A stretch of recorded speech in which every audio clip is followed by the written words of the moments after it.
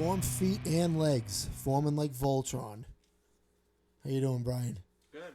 Good. Great. How are you? I'm all right. This is episode 3, and I think this is probably the last time we'll have to give a little bit of explanation.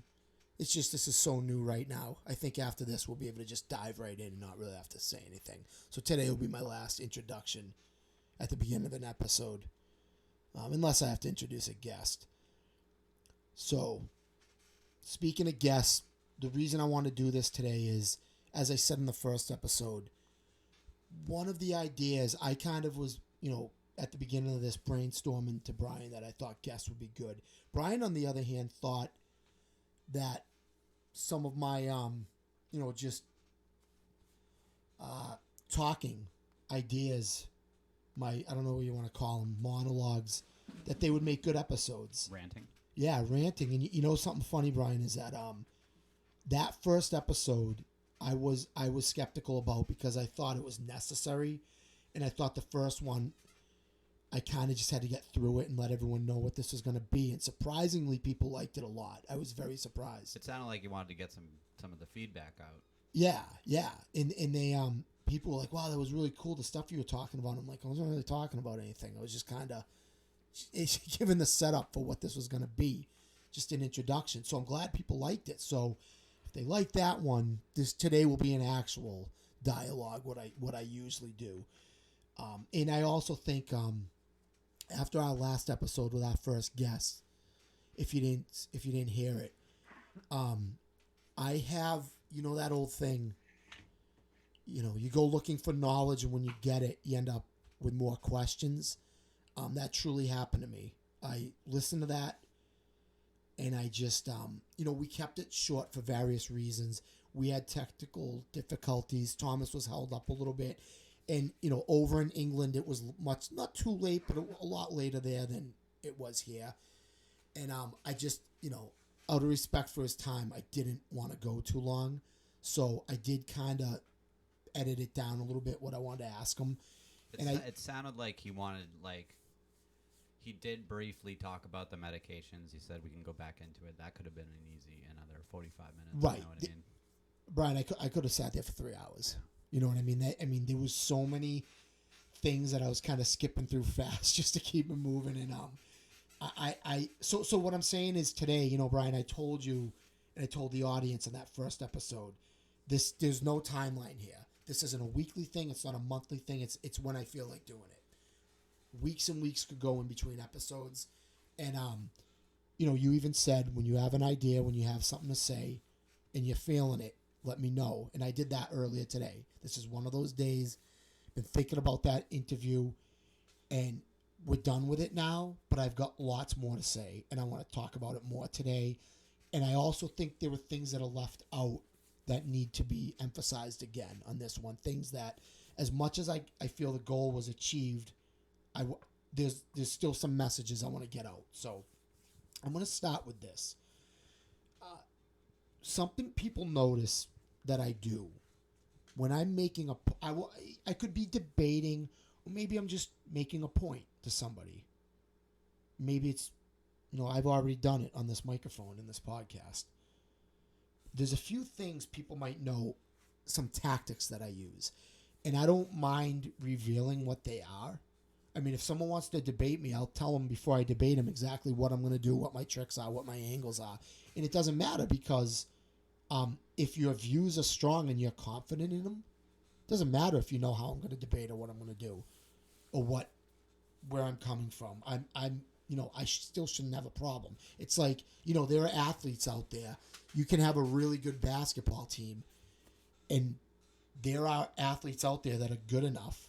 They can tell the other team, this is what we're going to do. I'm going to pass to this guy. He's going to go to that corner, take the shot. And then after they tell you they're going to do it, they do it, and they still pull it off. They're that good. And I'm not saying I'm that good of a debater. I'm just saying that if you're confident, this goes for anybody, if you're confident in your views. So one thing I do is, a few things I do. You'll notice I very rarely, on the rarest of occasions, will I tell somebody that they're wrong. What I do is Instead, I start and I say, okay, for the sake of argument, you're right. Everything you're saying is right. Now, prove it to me. Or if we take the stance that you're right, convince me that that is the truth. So I'm not even going to say anything. You convince me that this stance you're taking is true. The other thing I'll do is I'll make a point where I don't say if it's right or wrong. I'm just setting the stage and giving my observation.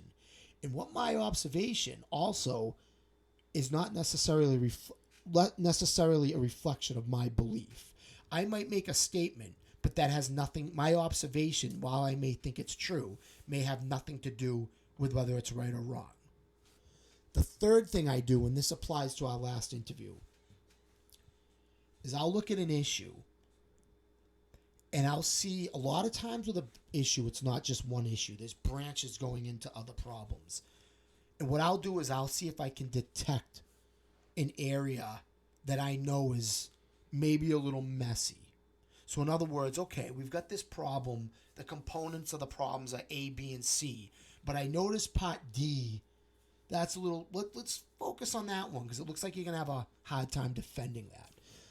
And that's exactly what I think happened. This pertains to the story with Alfie Evans in the episode that we did. What I mean is this. As I was telling Thomas, whenever I see an article, especially written by supposed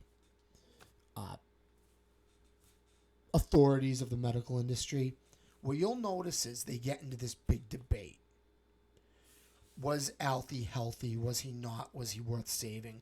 Now, one thing we didn't get into in that episode, which I now looking back, I wish we got more into, and I don't think we emphasized it enough. There were periods of time where Alfie was doing good and he was wide awake. In fact, after they decided it was over for him, he ended up surviving another 3 days, which survived. That wasn't supposed to happen, and that surprised a lot of people. Now, set that aside for a second. That debate, to me, as I said in the interview, had nothing to do with the real. We can debate that all day. You can come up to me and say, look, Tom himself made a good point. A lot of people said to him, we're spending all this money on Alfie where there's another kid we might be able to save, and Alfie's taking up the hospital room. Good point, and I give him credit for bringing that up. You have to.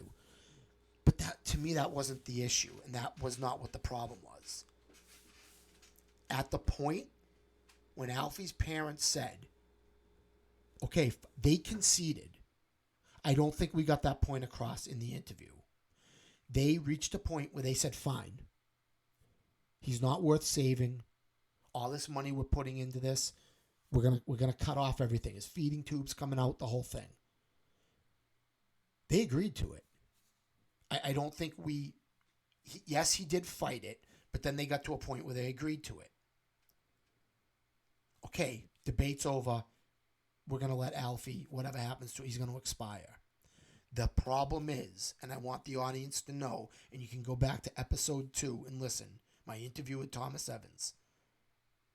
My point that I was trying to get out in that interview, in case I didn't get it out properly, was at that point when the parents conceded and said, okay, the British taxpayer will no longer pay for the health of my son.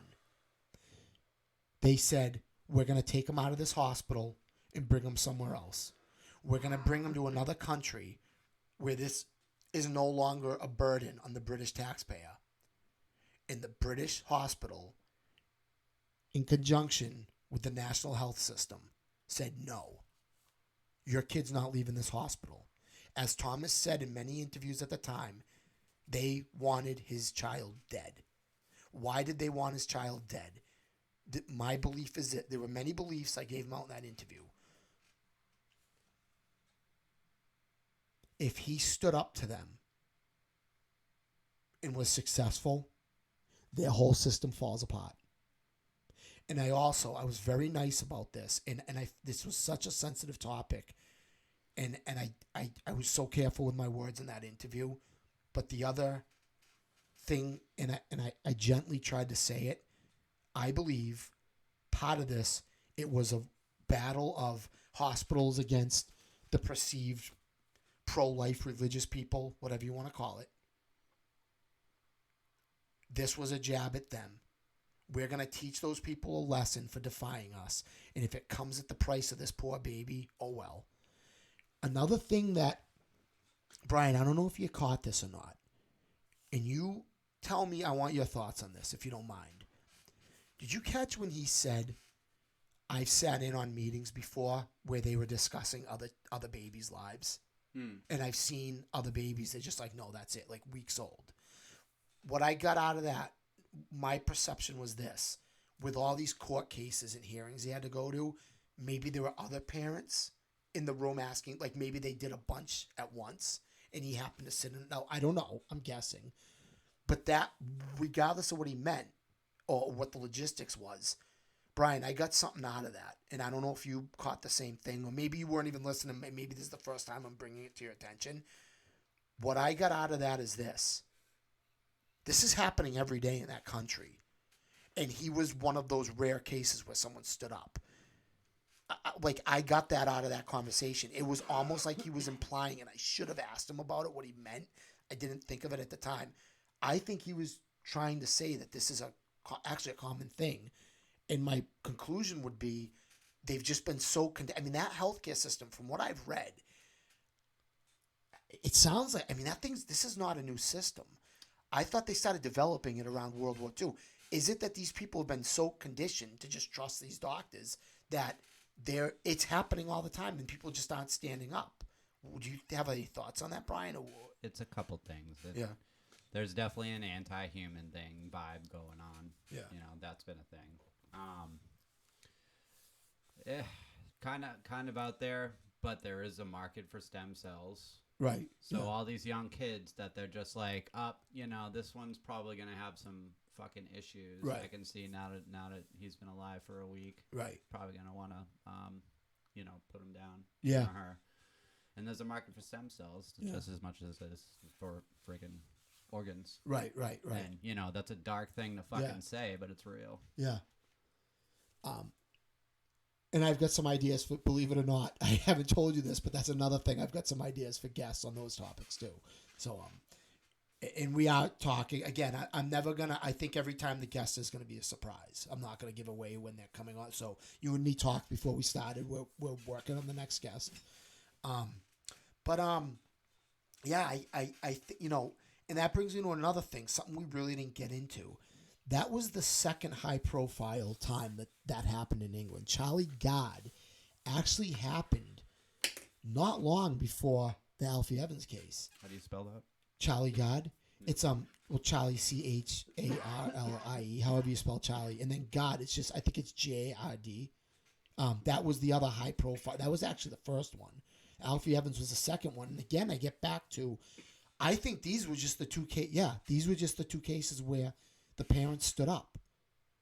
And again, guys, people are going to hear this and say, that baby was sick, there was no point. I'm not here to argue that. Do I have my personal beliefs? Can I give them? Yes. What I am here to tell you is, at the point where the child was no longer a burden on the taxpayer, when the family conceded, and they knew the hospital wasn't going to help, they said, fine, I'm taking him somewhere where he can get help. I'm taking him to another country where this twisted healthcare system isn't even going to be a factor. And the hospital said, no, he's not going anywhere. And I wish we got into that more. There was no legality behind that. I wonder if all those hundreds of police officers, I wonder if they showed up when it got media attention or whether it was preemptive. Well, I don't know that, but I can tell you this. As I said in that interview, those cops were more concerned because the protesters said they were going to go in the hospital and get the baby themselves. Okay. They were threatening to do it. Those cops, as I said in the interview, their focus was stopping those protesters, not stopping those doctors from holding the baby captive. And like I said, Brian, look, man, I want an audience. If anyone thinks, now, again, this is one of these debating tactics. We can get into a debate about my thoughts on law enforcement. Okay? I'm not going there just yet today. All I'm saying is this, and that's a long conversation. I got a lot to say about that. All I'm saying is this today to the police in the audience, and they're out there, believe me, in this audience already. What did the cop say to Tom? I am so sorry, but I'm going to have to arrest you and charge you with kidnapping your own kid. Okay? And there are, like he said, a minimum of 100 cops backing him up. That don't want to do that. And none of them want to do it. I've talked about this already on this podcast. This is not a judgment of anyone's character. I am not out to start a battle with the police. I'm simply explaining. Unfortunately, you may have had your reasons for signing up for that job, but you have to understand law enforcement. Why were people afraid to go in a grocery store without a mask? Because if I do, they'll call the cops and I'm charged with trespassing. Law enforcement, one of their functions is to keep you in check. And believe me, those 100 cops kept those people in check. That baby was murdered. And the people who were willing, if those people were allowed to go in that building, they could have saved that baby and the cops stopped them. Sorry. Now, again, like I said at the beginning of this podcast, my feelings on the police, we're not even getting into that right now. I'm just, like I said at the beginning, one of my tactics is to tell you the playing field, to set the stage, tell you the score. I'm not giving my opinion. I'm just telling you what happened. And none of them, like you said, Brian, none of them wanted to do it. I know a lot of police that don't like what they're seeing in this state, and they say it all the time. I hear them saying it. They've said it to me personally. I don't feel good about this. This is not right, but I got to do it. Now, I've heard Ice Cube talking a lot lately about his problems where he didn't want to get the vaccine. And one thing he said, and I thought it was great, because people need to hear someone like him say this. He said he understands, I don't know the exact words he used, but he gets it. You may not be in a position to fight at all times, but there are times when you can, and we've had opportunities to lock arms and stand up to these bullies that are bullying us. We've got to start doing some of that. I understand that not everyone can fight back or is in a position to, but there are times when we have been and we haven't done it. Coronavirus that was the epitome of it. That was the time, I will forever say this, that all these baby boomers that come up to me now and say, that gave me a hard time. And there's a reason I pick on the baby boomers. Maybe I'll get into it now. Maybe I won't. Maybe I'll get into it another episode. But they're one of those groups they are born of the Walter Cronkite age. 5 o'clock, put on the news. We all know, we see our parents. They cannot stop themselves from turning that news on at 5 o'clock. Got to see the weather. Got to see the weather. Got to see the weather. Dude, have you ever heard of the Weather Channel? Like, do you really have to turn on Channel 4 at 5 o'clock? Do you really got to sit through that? Look outside. Wait, look outside. There's the weather. Right? It's New England. You can't predict it anymore. Got to see the weather. Got to see right. So what's even the point? A lot of these baby boomers who gave me a really hard time during the coronavirus. You're crazy. You're sick. You're going to get everyone killed. They are coming up to me uniformly now, almost apologizing to me. Dude, you were right. Like, the wall got Fans pulled. of the show? Quickly becoming. Some of them have now seen it, yes. Very head down, apologizing to me. Sorry that they spoke to me the way they did. And, I know that they were targeted and the mission was successful. You can't blame them. But one thing I've said to all of them, I said, listen, what they do is this. They see how fast the world is changing and they equate it to, the power of the state, how the coronavirus power was flexed on us, et cetera, et cetera. And when they say, I don't know about this, I don't know about that, I feel like we're being enslaved, we're conditioned, and I say, listen, man, you signed up for this. You agreed to all of this. I told all of you in 2020, I told every single one of you, when you put on that mask, you signed up for this. Everything that's happening right now that you're concerned about, especially here in the Bay State, you signed up for all of it. Okay? You signed up for all of this. It is too late now. I'm hearing, we got to do this, we got to do that. It might be too late. Your opportunity has already come and go. The opportunity to make a statement when they were watching to see how you would react, you didn't react. And now we're... Dragged out investigations is all you get now. Right. And you know what, Brian? I will say this about law enforcement. You know what else is funny to me? That they protect and serve the property owners and the property. Well, like you said, Brian, what about people that they go away for a little bit and then they come home and there's someone squatting in their attic and they can't get rid of them? Squatters' rights, I'll get into that and I'll have something prepared for it. Okay. Just to blow minds, I guess. Okay, that'd be great if we could do that one day. It's almost laughable. Like you can't, some of this stuff you just, I hear baby boomers going, they talk about these law enforcement agencies. The FBI is the biggest target right now. But whether they're talking about the FBI or any of the other Homeland Security or whatever they're talking about, Secret terrorists. Yeah, whatever, right? They go, now they're corrupt. Suddenly they're corrupt. And I'm like, suddenly? It's not just them. Right. But you think this is they new? They just found a bag of powder in the White House and they're not going to turn on the cameras to see Brian, who did it. I think I sent you a text. What would happen? Now, I don't do drugs. We all know this. Yeah. But if someone found a bag of cocaine... Actually, I think I'm a good example. Let's compare the White House, the kosher White House, to kosher Dan, who's straight edge. And we know if clearly he wasn't involved in the cocaine. I actually think it's a good comparison. Despite everyone in my town knowing what I'm about, despite the fact that the cops might even know what I'm about, do you know what would happen to me? You think they would... the police are relentless. I give them that. They are not going to stop. They are not going to stop till they find you. They will do whatever they got to do. There is no backing down in law enforcement. They are going to find you. If the Internal Revenue Service is owed 1 penny by you, they will not stop until they track you down. And you're going to tell me they can't find. That is maybe the biggest lie that's ever been told in the history of our country. We don't know who brought it in. Yes, you do. You can find out in 10 seconds. They have satellites. Roll it. Yeah. They have roll the tape.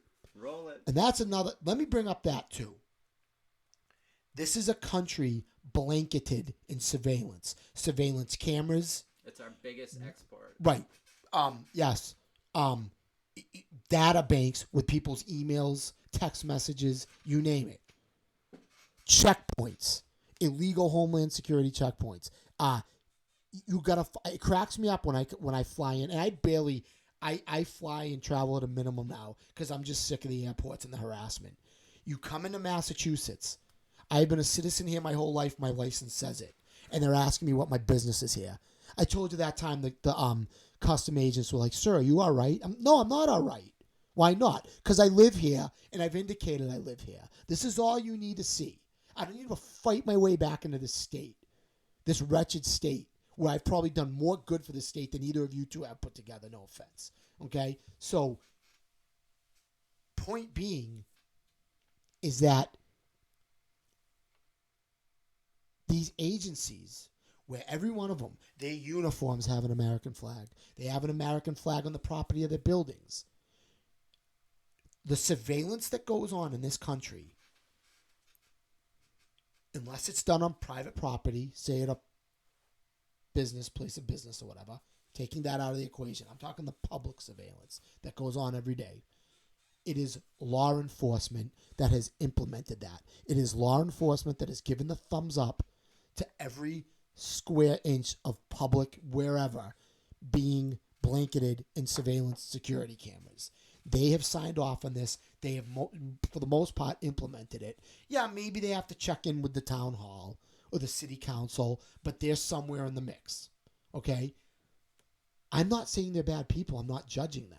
I'm asking them to look in the mirror and say, when you talk about this is not America anymore, our privacy, how dare any law enforcement agency talk about privacy and about the Constitution being ripped apart? They had to give the go-ahead on all this.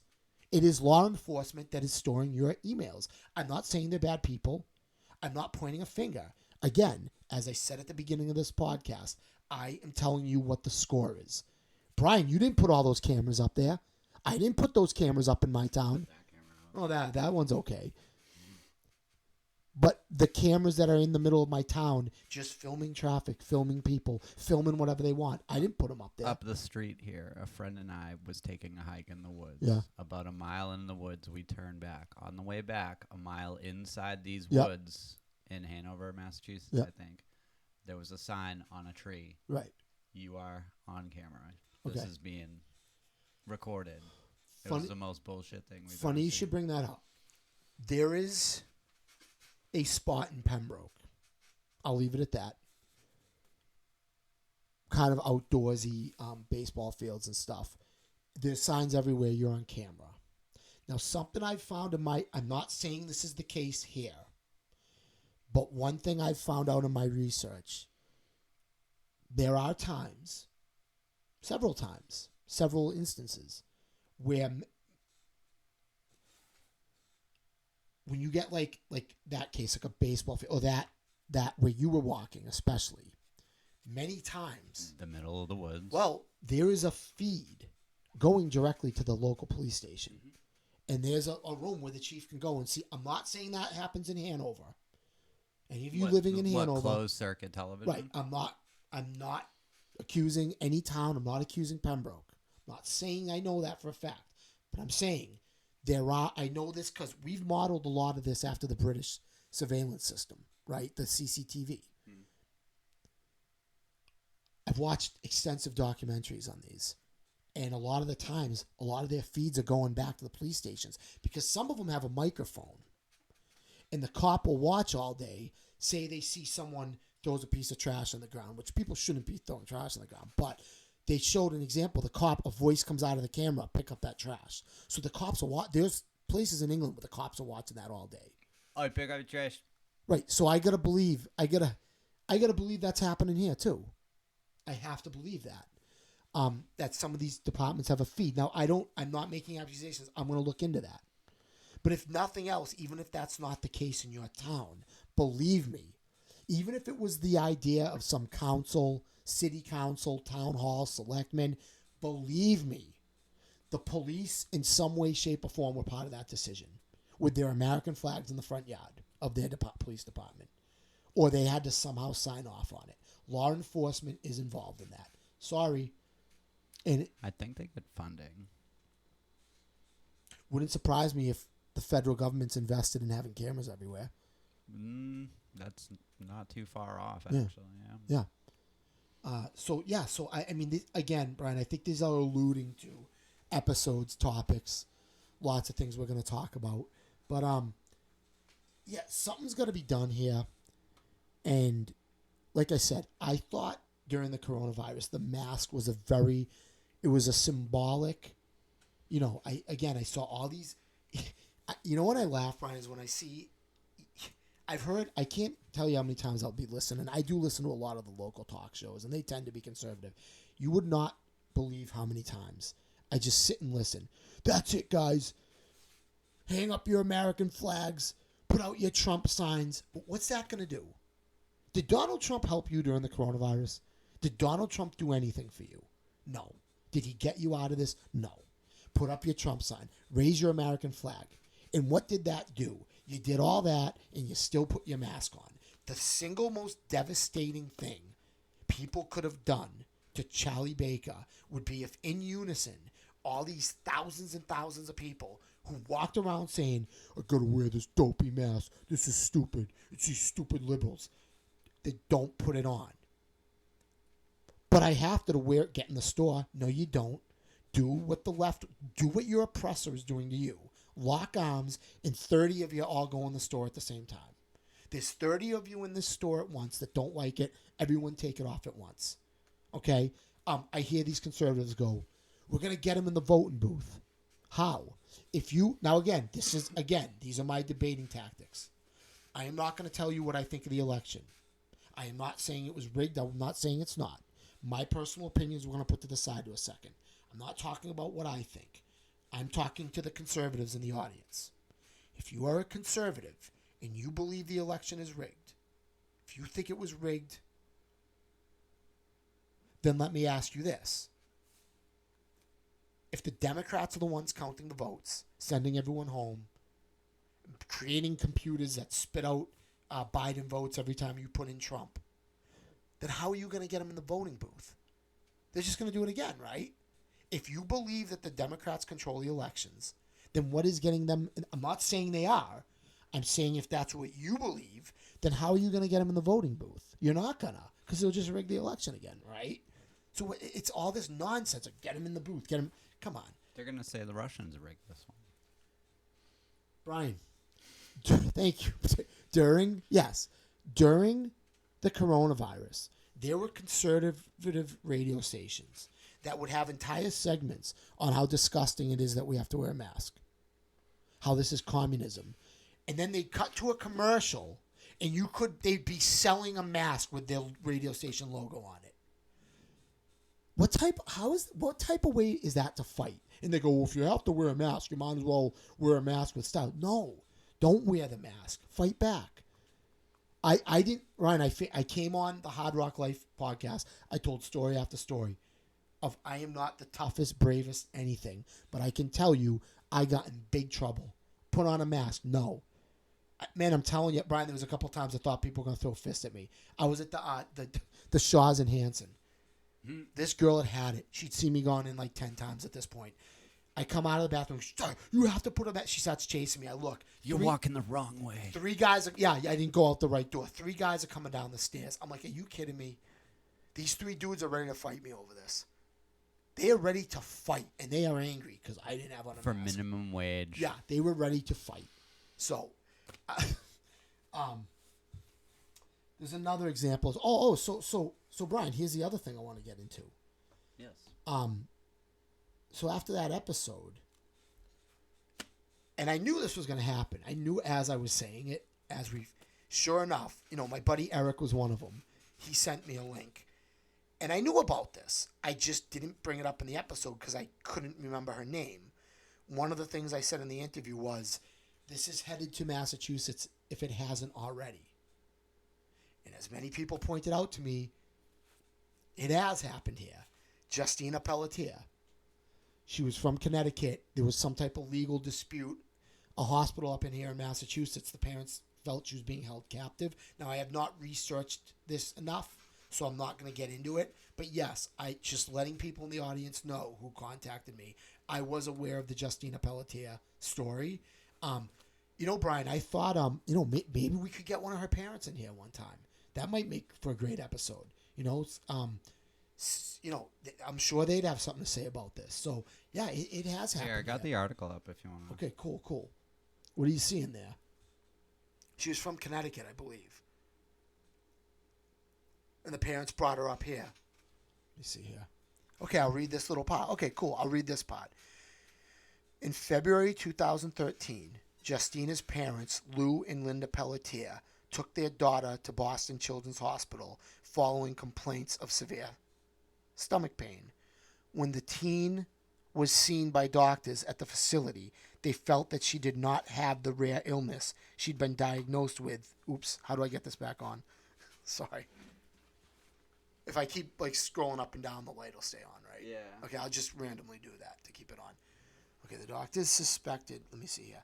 When the teen was seen by doctors at the facility, they felt that she did not have the rare illness she'd been diagnosed with months prior. Mitochondrial disease. I don't know how you say Mitochondria that. is a piece of your cell. It's a part that makes up a cell in itself. Now that you said it properly, I do. No, I have heard of it before. The doctors suspected Justina had somatoform disorder. Somatoform disorder. Somatoform? Man, you're good at this. That might not be. I'd say that's probably pretty close. A mental health issue in which a person has physical symptoms that aren't caused by a physical ailment. The hospital was later concerned that Justina had, oh my God, I can't even, arguing that her parents over-medicalized her. Whatever she had, the doctors came in conflict with the parents. And this is a long article.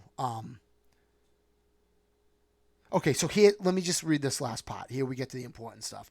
On February 14th, 2013, Justina's father, Lou Pelletier, attempted to have her discharged from the hospital. In the documentary, there's a documentary, he explained that he wanted to get Justina the hell out of there as he felt this situation was going south and I need to fix this. The hospital refused to allow Justina's parents to discharge her because she was able to walk. Ooh, you ready for this? She was unable to walk, eat, or drink and needed to have inpatient care. Lou Pelletier called 911, and I wonder who they sided with, and told the police that he believed the hospital was kidnapping his daughter.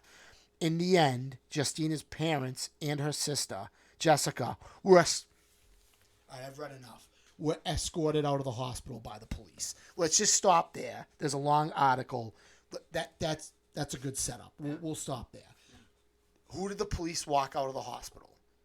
The parents. Of course. I saw that coming. Once again, the police are just doing their job. And I bet they said, sir, we are so sorry we have to do this. So there you go.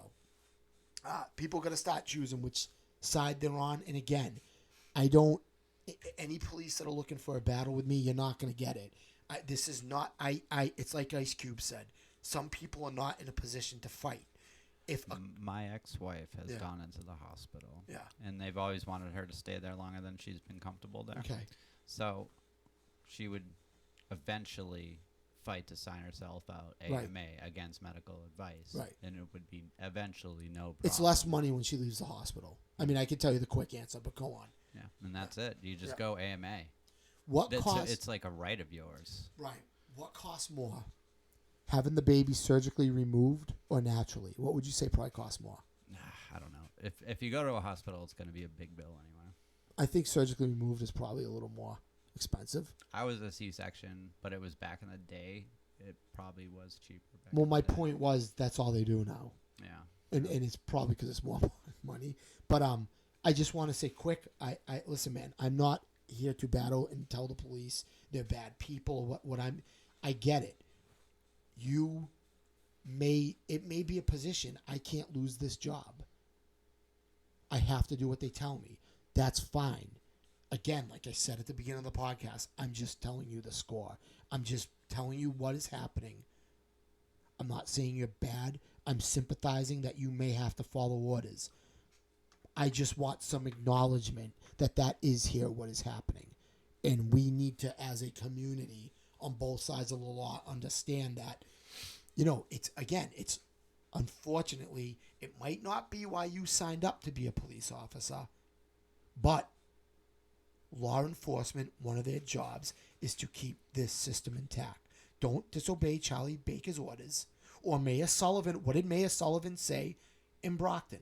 What did Gina Raimondo say in Rhode Island? In both cases, you gather, you party, you disobey these mandates, the police are coming. I'm not going to do it. I got these guys right over here called police that are going to come do it for you. And they were confident that those police would carry out those orders.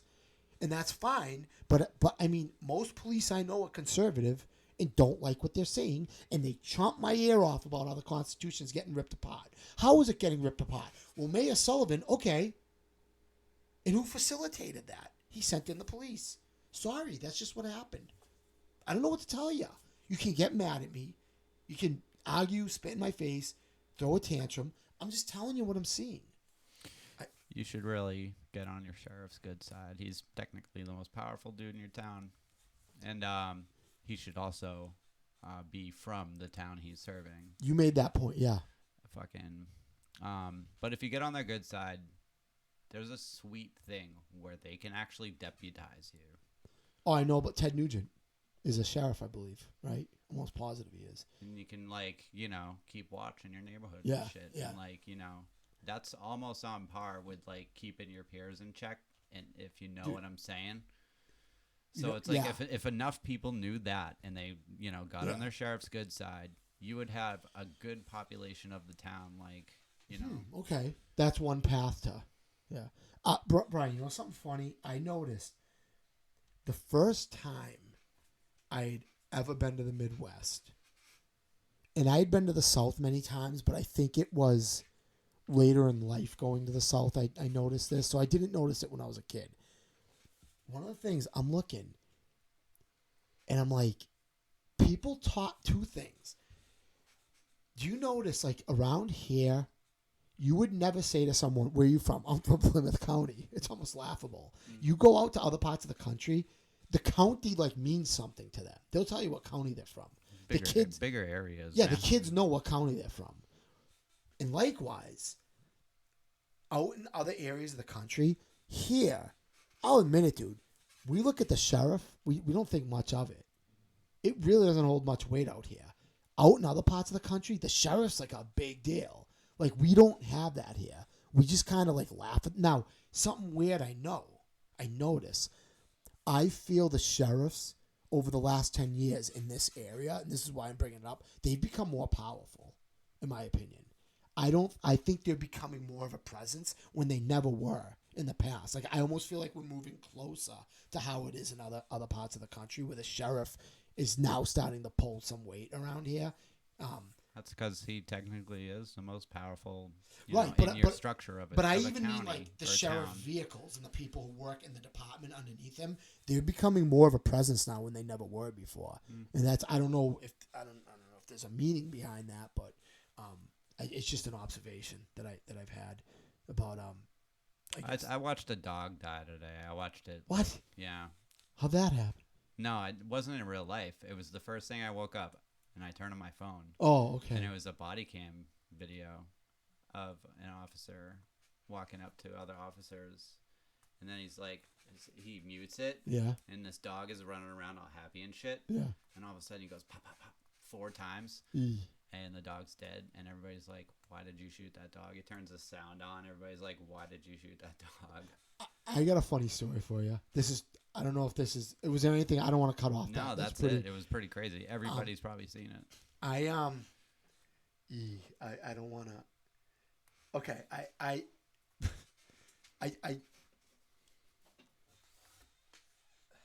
don't want to get anyone in trouble. Okay, you know the body.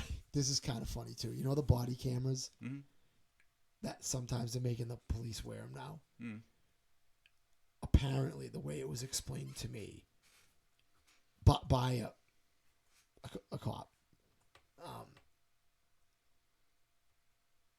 it's got this mechanism that they have to turn it on.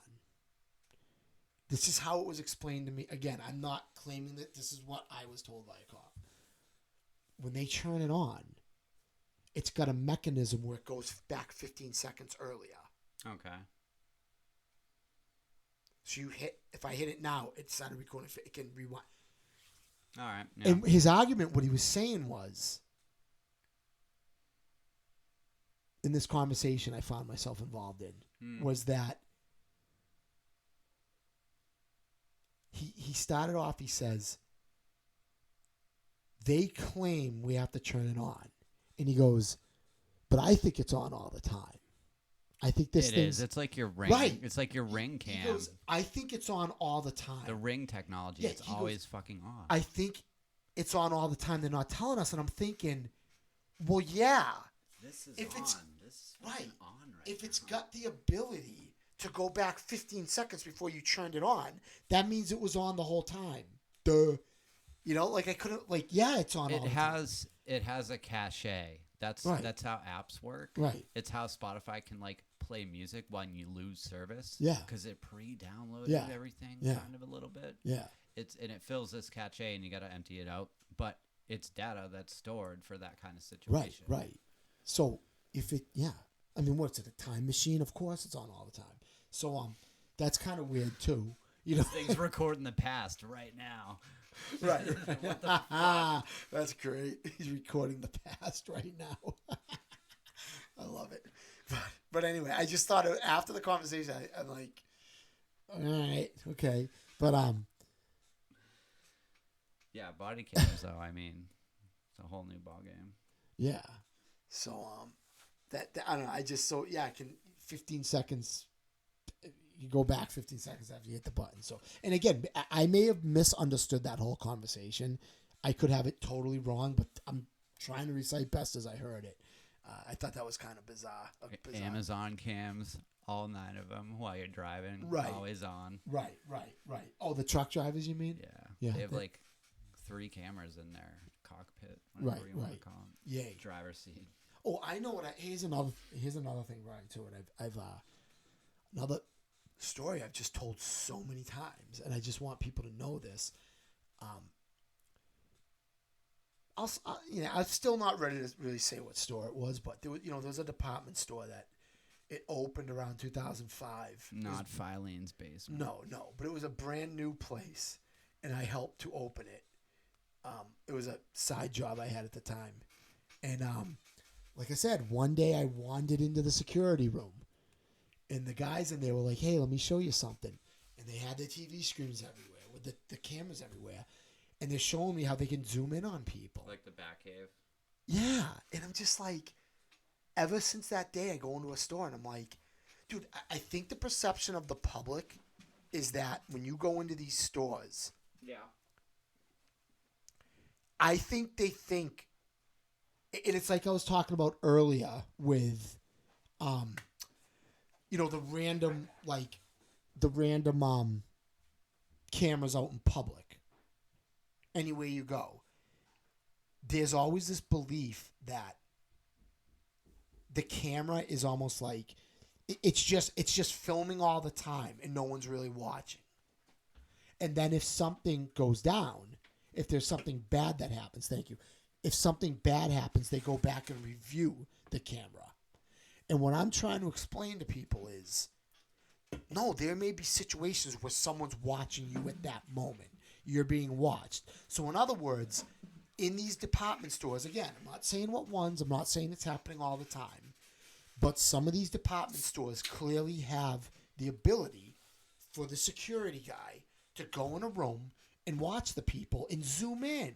So what's to stop that guy from zooming in on your wife and checking her out? I don't know if I'm supposed to say something like this, but I was at the hangar like close to midnight waiting for helicopters to come back. Is that in what town? I was in Tacoma, Washington. Tacoma, Washington. Yeah. Okay. The hangar? Yeah. You said it like I was supposed to know where this was. I was thinking it was somewhere. I was on Gray Army Air Base. Okay. And one of our pilots came back and was like, "Yeah, we shot a video from the camera that's mounted on the front." Yeah. Basically, it's called TADS. Yeah. And they're 2 miles away. And Who's he shows 2 miles away? The bird. Okay. Is 2 miles away. Yeah. And we can't even hear it. Right. And then he shows us the video from that position, and it's like us walking down the airfield, like 2 miles away, and he zooms. It had a 2 mile range. He can zoom in on the flag on the shoulder. Right. Okay. You want to go there? How about this? Fun fact. I'll get creepier, and I just want people to know this stuff. Okay. 2 points. Okay. Well, you can see that video too, because on the 30 millimeter cannons, when they show you them blowing up people over in the Middle East, like that's really, really far away. Right. And that's another thing too I didn't get into. Again, these are episodes. We can address all these in episodes. We as humans decide for other people what's worth living and what's not. And the reason, because you brought up people in other countries, you'll get a guy who's like, a pro-life guy, hates abortion, hates all this other stuff. But a country we don't like, nuke them. Who cares? Someone brought it up the other day. It was Sigourney Weaver. And as much as I hate abortion, I agreed with her. She said she got to meet Ronald Reagan. She walked up to him and said, "You guys, all you pro-life guys, but you're all for the death penalty." Dude, she's right. She's right. I have to concede that she's right on that. That's a great point. But back to the cameras for a second. The two things I wanted to say was this. Number one,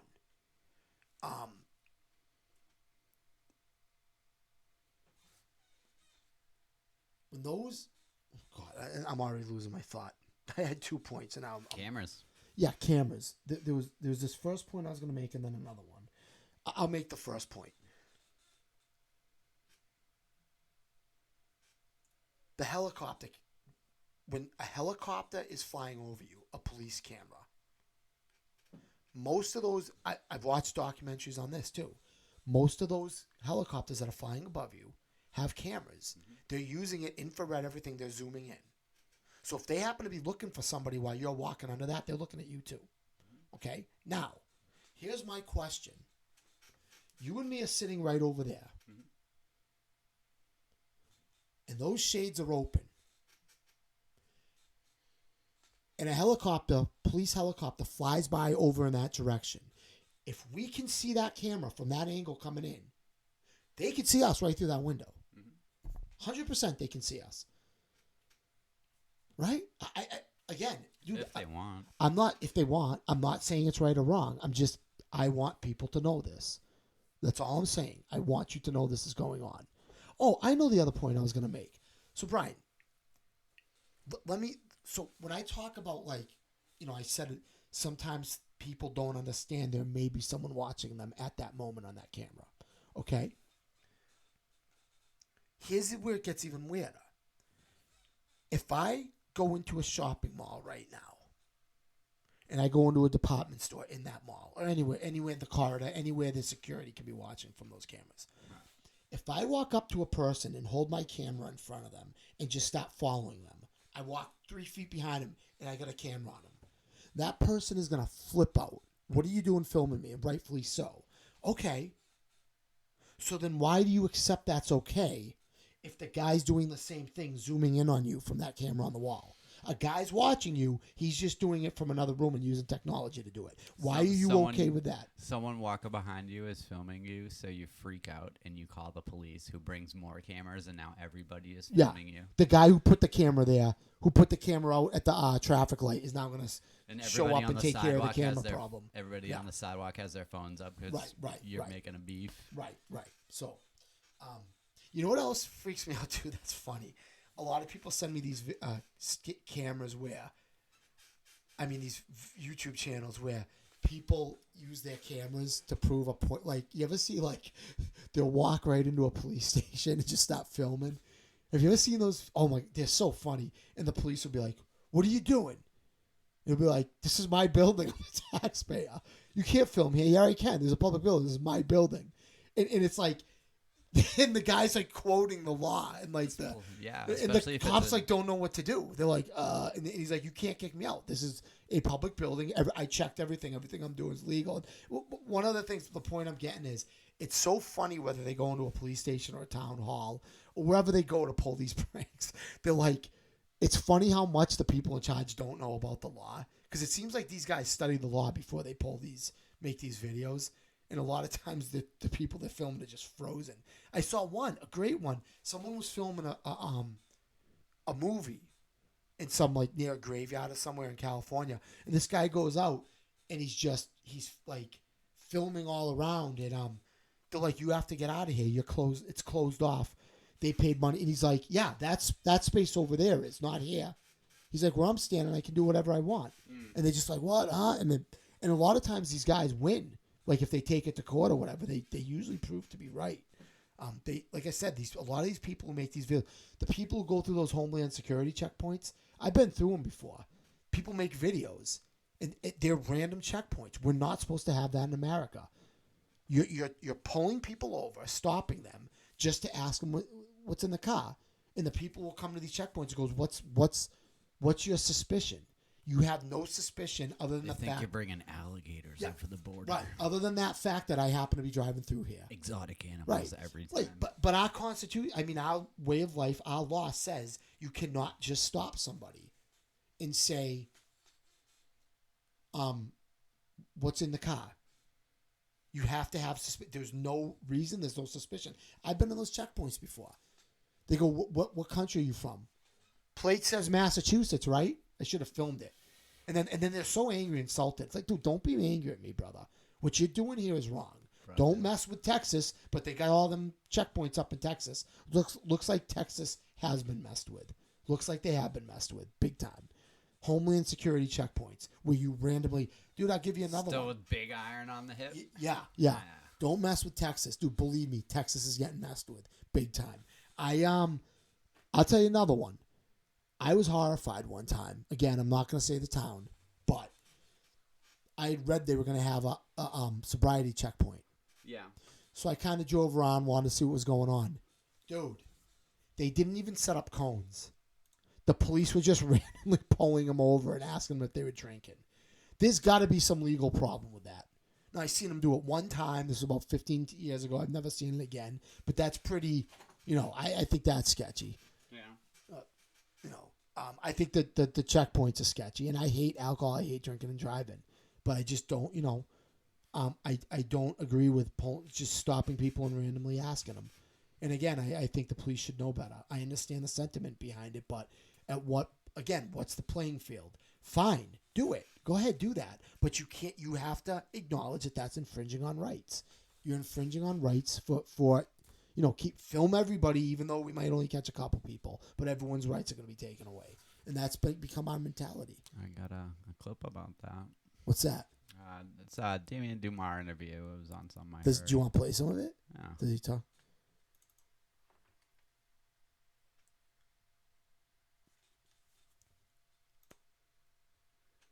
We'll get Humans are Right. being Let's hear abducted, this. and they're used in medical experiments. And it talks and about sort of aliens thing for a by sec, the but then it Greys gets and That's good. all right. Anunnaki, and that definitely does go on. Those 4 million plus people who've gone missing, they're not going missing for no reason. But I think the topic of pedophilia is a very hot button, salacious topic, like talking about trans individuals on beer cans. It's a hot button topic. It's a very hot topic, sure. Yeah, but it really is nothing to do with reality, and the reality that human beings are facing is one of extermination, regardless of whether they're pedophiles or not. They're all going to end up in FEMA camps or dead in a nuclear holocaust. And I think this is probably a good time to talk about concentration camps and that sort of topic. And I think the idea of death camps is a fourth vector that is used for reducing the population and keeping them under control.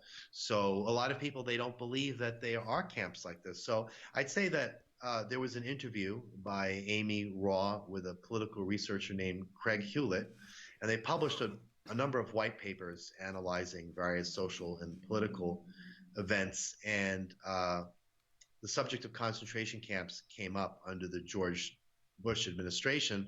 And Amy asked Craig, what do you mean by work camps? And his response to this contention that work camps are already placed in public service, Mr. Hewlett replied, this isn't a myth. It's in the public law. It isn't a supposition. It isn't the left wing or a conspiracy theory. It is a fact of our own public administration. And so the interview goes on and goes into great detail about how these sort of camps will be used. And at this point, the listeners to the show should realize that there are over 1,000 concentration camps capable of holding 30 million people in the United States and in North America. And actually, as of 2012, over 30 foreign military bases under the UN flag are operating inside the United States. And I want the audience to really let this sink in, because it's Nazi Germany all over again. It's the last harvest is really the last Holocaust. It's not a Jewish Holocaust this time. That's his but book rather that he wrote. a human Holocaust. And I bring this up because a lot of people wonder where all the Nazis went after World War II. And the answer is that South most of them America. came to America and founded many of our institutions, such as NASA and the CIA. Project Right. Paperclip. So Werner von Braun was certainly not the only rocket scientist who was brought over to this country. As a matter of fact, when Alan Dulles took Reinhard Gehlen, who was a high-ranking Nazi, to the United States, he took him into partnership in order to transform the Office of Strategic Services into the Central Intelligence Agency. And by doing so, he really set the stage for a future Holocaust in this country. Because with so many Nazis influencing our political culture and military industrial complex, would it surprise anyone to know that this country now has concentration camps? No. Would it surprise them to know that these concentration camps are fed by repurposed trains and even gas chambers? It certainly doesn't surprise me. Just like it's not a shock that the U.S. military is creating super soldiers through the administration of drugs. Yet there's a drug war for you. So why do we persecute citizens for drug use but endorse and even mandate it in soldiers? And where do these practices come from? Originally from the Nazis. So it really should be no shock to find that the proverbial chicken has come home to roost, as Nazi ideology was crafted in the United States to begin with and then exported to Germany. So it only makes sense that we brought it back here in time. And for those who listen to this and say, what are you talking about? Railway trains to gas chambers? What is this nonsense? Okay, well, check this out. On August 6th of 1994, there was an insider by the name of Phil Schneider who toured an Amtrak railcar repair facility at Beech Grove, Indianapolis, Indiana. And there were at least 10 maintenance barns in this facility covering about 129 acres, along with 2 separate fences with the tops leaning inward to prevent an escape. And the windows of several of these buildings had been bricked up. So you had 3 levels of security for an Amtrak repair barn. They were helicopter 25-knot aviation windsocks. They were high-security NSA-style turnstiles for people and high-intense security lighting that ran 24 hours. So the boxcar building had fence that was marked with special CIA red-blue zone signs. And these correspond to the mission of what are called the red and blue lists, which surfaced in June and July of 1996, 2 years later. So under martial law, this would become a death camp, for example, because they would handle category 1 and 2, which are red and blue people there. And then the boxcar facility would be used for executions. So one of the barns was large enough to put 4 boxcars into, and they were powered vents on the top of the barn to keep gas in, so they could vent it after the boxcars would be fumigated. And they were buildings all had newly installed 6-inch gas pipes and furnaces in the railroad barns. And FEMA had allocated $6 million to make the walls and roofs of the buildings airtight. So under martial law, this facility could easily be immediately converted into an SS-style termination camp. So actually, on January 27th of 1995, the Indianapolis News ran an article entitled, "Amtrak Lays Off 212 at Beech Grove, 170 lose jobs at the maintenance center today." So why would you perform $6 million worth of renovations and then lay off 212 people? Oh, weird. And what's interesting is Phil Schneider also related, this is the same insider, that Gunderson Steel Fabrication, who manufactures railroad cars, had secured a federal contract to build 107,200 full-length railroad cars, each equipped with 143 pairs of shackles. This project was so large it required 11 subcontractors, including Bethlehem Steel. Schneider confirmed that he had seen one of the cars in the rail yards in North Portland and calculated the numbers. If you multiply 107,200 times 143 times 11, you come up with about 15 million people that could be transported to death camps in these trains. Yes, it's pretty wild. His story is pretty awesome, actually, in my opinion. He would go on to say that there's 1,477 underground bases around the United States. Right, and a lot of people would listen to this, I know, and they'd say, oh, this is some insider. He must have been, maybe he smoked a little too much reefer or something like that. But what people don't realize here is that all presidents since Johnson have signed a series of executive orders upon leaving office, each one building upon the other, to bring us to a current state where we have legal and lawful totalitarianism at the flip of a switch. And there could be nothing more than the declaration of a state of emergency, and they're almost ready. They can declare a state of emergency like 2 beta males running around Boston with a bomb. Entire system. So it could be a nuclear strike on New York City or any American city. It could be another and more destructive pandemic like Boston a COVID 2025. That it could be a race war, a financial collapse, a staged alien invasion. Not that we need to stage it, but we could. A catastrophic climate change, worldwide crop failure. Any of these events are a pretext to declare a state of emergency, implement martial law, and confiscate everything you own, including your physical body, and deposit you in either a concentration camp or a death camp. That's the And cost. for those who say, well, how can they do this? It's the law, but how many of you know that? And I know that a lot of people may still think that I'm making this up, so I can name for you some executive orders to help wake people up.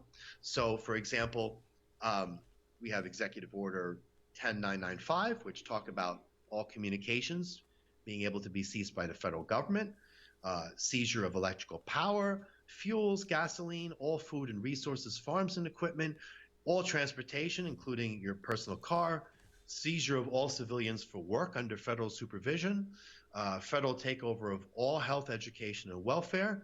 The Postmaster General can become empowered to register every man, woman, and child in the USA. We have seizure of all aircraft and airports by the federal government. It goes on and on and on. And that I can read them off. It's Executive Order 10995, 10997, 998, 999. It goes all the way up to Executive Order 11051.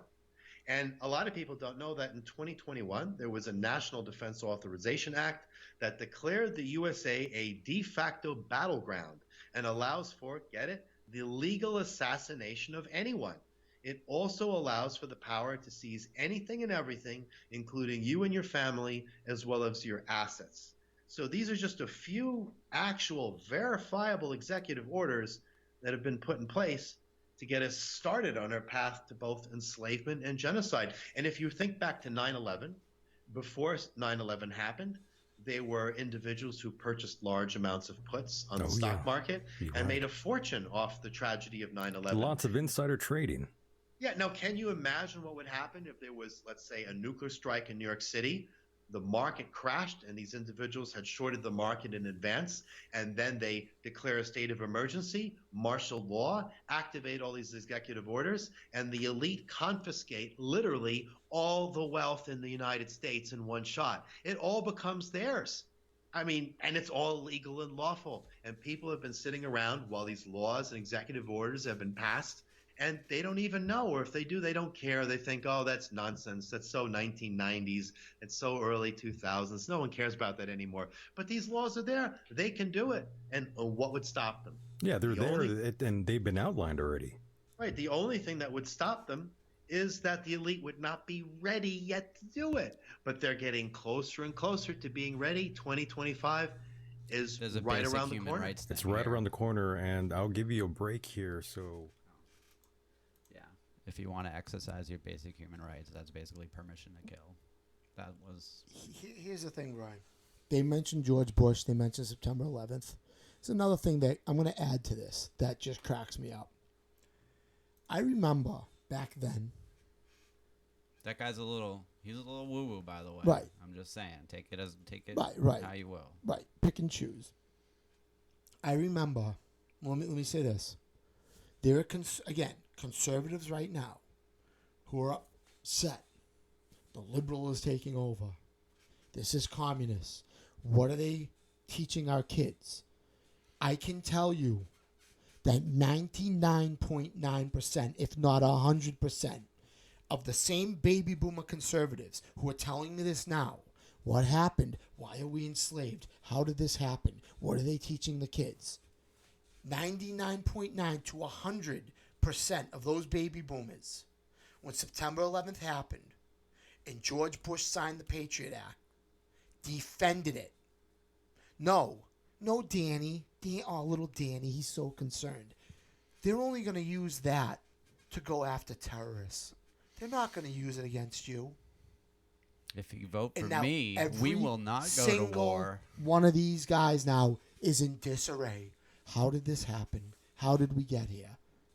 They're all confused. They're baffled. I believe a lot of these people now that are walking around confused, disoriented, can't understand what happened to their country, don't understand why everyone's a hippie liberal. I believe they were efficiently warned for decades, and they just kind of blocked it out. And they told people like me, shut up. This is America. If you don't like it, get out.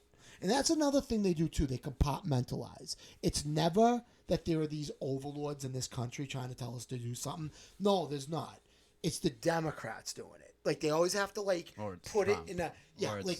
some other guy. Right, it's some category that doesn't equate it being a general... Because the news points the finger for Right. them. There's never a general enslavement for them. It's got to be, no, this can't be happening in America. It's just the Democrats that are doing it.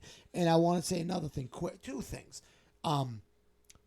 It's funny when they talk about, like, Nazis and all that being brought over The here. influence, yeah. You know who I learned a lot about that from was Noam Chomsky articles. He actually wrote a lot about that, about Nazis being brought to America. Yeah, I think he was one of them. No, Yeah.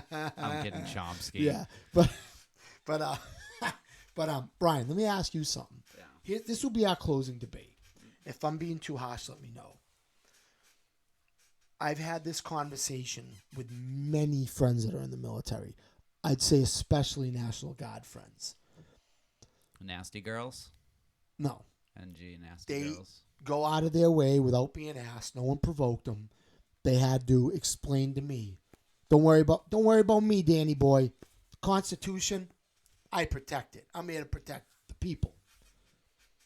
Don't worry, Dan. Don't worry, Danny boy. When they give me an order that doesn't really sit right, I'm not going to side with my superiors. I'm gonna go with it. And I go, Brian, you were in the military. You and a bunch of guys. All right, so the Soldier's Creed starts off with I serve the people of the United States and Okay. of the Army values. But the thing is, you're actually serving the purpose of geopolitics. Brian, Mm. if you and a group of your peers, when you were in the Army, Which was awesome. if they said, we're going to whatever, A, B, and C, command you to do some of the things that are said in here.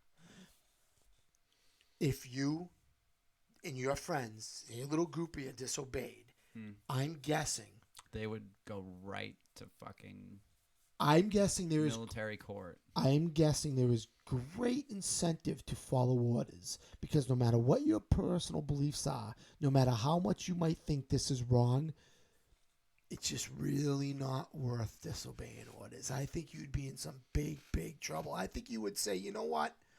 I'm going to do this now, get out, and this is no offense to you, Brian, but I'm going to get through this, and then one day I'll start a podcast about it, because right now I need to just get my butt wherever they're telling me, and kind of, and I don't blame anyone. I don't blame you if someone took orders, because I would too. And it's the same as the cop who says, I can't risk this job.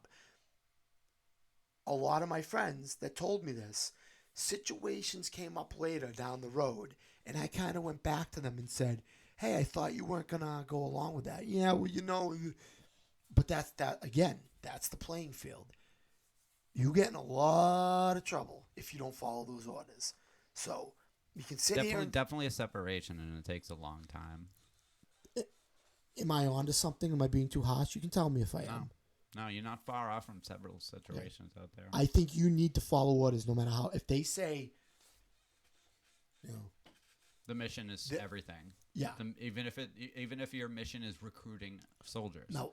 The mission is everything. Brian, I don't know what you call that during the Boston Marathon. I know they didn't technically declare martial law. I don't know what you call it. I saw them like putting makeup on people's legs before they laid down and screamed. I mean, that was kind of weird. Well, I saw people being. We can go down that path. What I was gonna say was, okay. How about this? Take Boston out of it for a second. Word. Seattle. Remember the protests? I think it was Seattle. It's the same Brian, setting. Brian, almost. the police are marching down the street. Yeah. There are videos of people on their porch, and the police say, "Get inside your house," and they go, "No, I'm sitting on my porch," and they shoot the non-lethal. Okay. Just spraying with rubber. Brian, how can you tell someone who's sitting on their porch, not involving themselves in the riot? You can't tell them to go back in their house. They're on their personal property, and then they're shooting at them. To me, that is severe. But the thing is, we can talk about personal property. Okay. If you stop paying a property tax, you lose your land and your house. Yes. what the fuck makes you think you own that? Right. Another It's owned by someone. Yeah. It's on someone's land. Yeah. And that cop is defending someone else's property. During the coronavirus, certain talk show hosts made comments. That's it. If they don't open the stores, everyone open the stores at once. Like, everyone's going to open them at once. Or everybody stop paying. I heard one guy say, everyone just refuse to pay their taxes till they fix this. Yeah, dude, that sounds great. But you need every single person to do it. Yeah, I've heard. You can't have this one 3 before. people do it. You need millions of people in the state of Massachusetts. You need over 1 million solid households at once. Yeah, you will get it done. But can you muster up that type of support? Probably not. Probably not. Maybe that's not exactly what you're talking about with property tax. My point is to send these messages to say this is my property, or get off my property, or don't shoot a non-lethal weapon at me when I'm on my porch. You need, and the thing is, in a state like this, I've told people, like, when they go, I can't go in a store without a mask, I'll be, well, dude, here's the thing. And again, this isn't advocating for right wing or left wing. I'm simply telling you that in this state, if Donald Trump said wear a mask, the liberals would say no. They don't care that they need a mask to go in the store. Well, I need to eat. The liberal doesn't care. The liberal goes in and says, I'm taking this, I'm buying this, and I'm not wearing a mask. And neither is 20 other people that are in the store with me. They know how to organize. You don't. So that's that. That's just how it is. Anyway, Brian, I'm good for today. Word. I wanted to, comment on that. The last we're setting up another guest. Today we're trying out, just talking. This was good. This will be episode 3, and hopefully next time, maybe we'll do another rant, or hopefully the next one we'll get that guest going. I hope so, and it'll be another devastating interview. So thanks again, Brian, and until next time, thanks everyone for listening, and please spread this around. If you care about Massachusetts, get as many people as you can to listen to it.